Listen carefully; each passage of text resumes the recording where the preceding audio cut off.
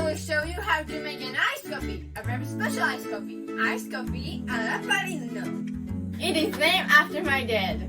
My mom invented this recipe for him, and now it is his favorite type of coffee. So what do we need? First, we need hands to do like anything. And then, you will need high quality instant coffee, or a shot of espresso, dark cane sugar, Oreo cookies, full-fed milk, and ice. Oh, and this!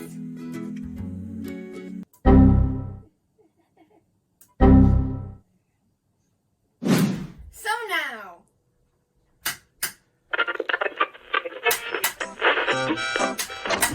Two tablespoons of instant coffee, and 1 spoon of the sweet sugar. What about 2 spoons? No, 1. 2 spoons. I said 1. Get out. Oh, okay.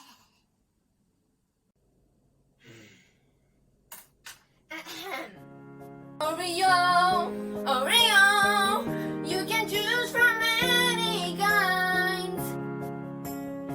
Then 2 hands full of ice. Oh, that's cold. I'm ready, Natalsa. Then you smash it all together.